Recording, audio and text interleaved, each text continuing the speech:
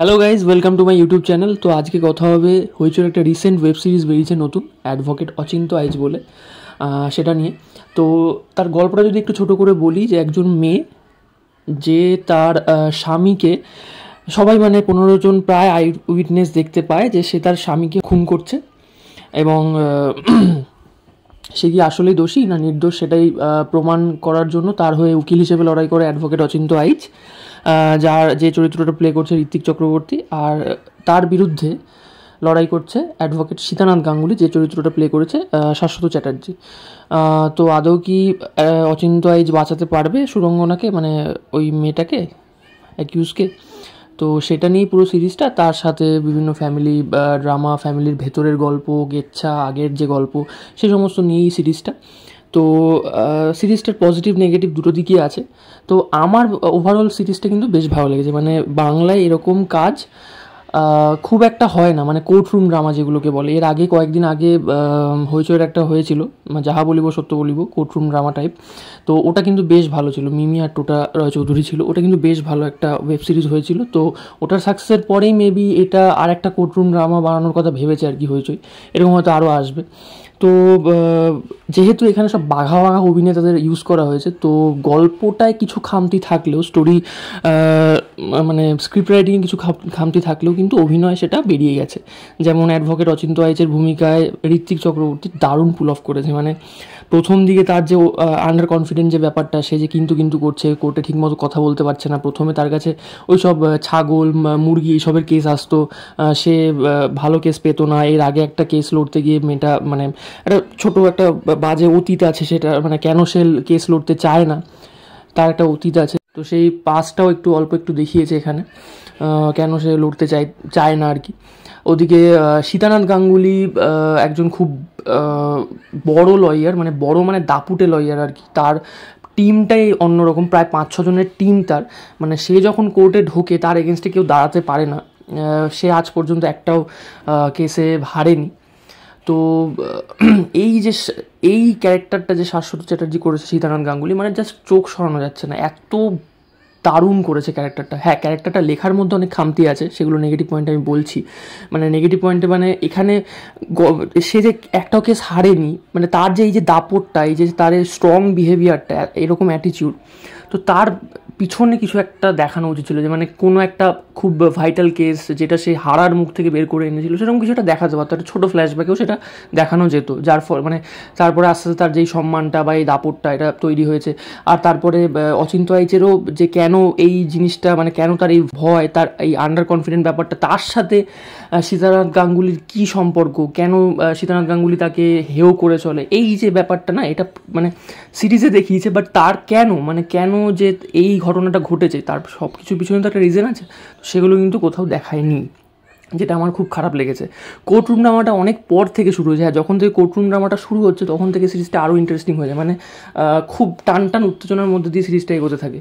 কিন্তু তার আগে ইনভেস্টিগেশনের যে পার্টটা, সেটা একটু ঝিমোনো মনে হতে পারে, যেহেতু আমরা মানে চরিত্রগুলোকে ভালো করে এস্টাবলিশই করতে পারে না, এখানে দেখতে পাই না সেই ব্যাপারটা। যেমন এখানে যে ফ্যামিলিটার কথা বলছে, দত্ত পরিবার, তো খুব মানে ঐতিহ্যশালী একটা পরিবার, যারা সঙ্গীত চর্চা করে, মানে সেতার বাদক, এদের ফ্যামিলি ট্রেডিশন অনুযায়ী সবাই, বাবা, জেঠু, ঠাকুমা। তো এদের এই যে দাপট, লেজেন্ড বলছে ঠাকুমাকে, তো কেন, মানে তার পিছনেও কিছু একটা ঘটনা, একটা ছোট ফ্ল্যাশব্যাক, এটা কিন্তু দেখানো যেতে পারতো, যে এরকম এই কারণে সে, মানে তাকে লেজেন্ড বলা হচ্ছে, সেরকম অ্যাওয়ার্ড পেয়েছে। কিছুই দেখায় না, জাস্ট মুখে মুখে বলে যায় এটা।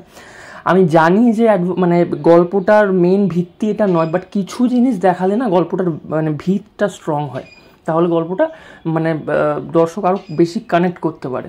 তো এই কিছু এইগুলোই নেগেটিভ ছিল।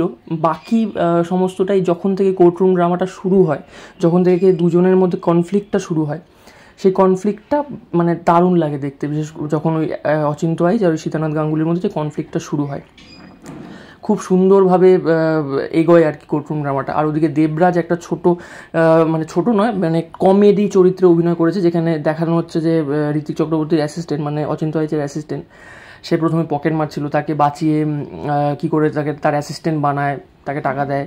তো মানে সে কীভাবে নিজের জীবনের মানে রিস্ক নিয়ে কী করে তার হয়ে খবর জোগাড় করে দেয়, খুব সুন্দর অভিনয় করেছে আর খুব ভালো লেগেছে ওর অভিনয়টা।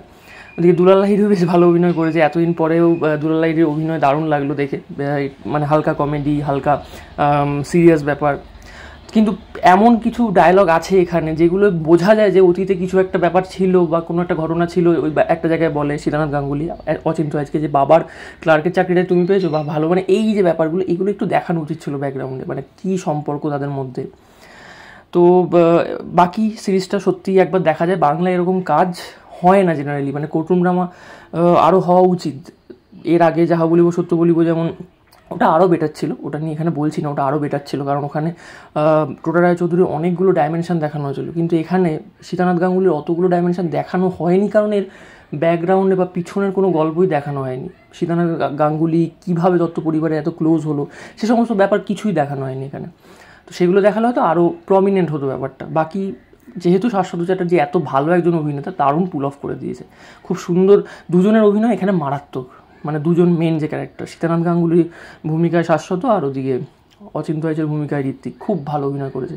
বাকি এখানে বাকিদের অভিনয় ভালো, সুরঙ্গনাও বেশ ভালো অভিনয় করেছে, তবে তার যে আরেকটু সিম্প্যাথি পাওয়ার যে কথা ছিল সবার কাছ থেকে, মানে দর্শকের কাছ থেকে বেসিক্যালি, যেহেতু সে নির্দোষ, তো সেই জন্য ক্যারেক্টারটাকে একটু ডেভেলপ করা উচিত ছিল, সেটা হয়নি।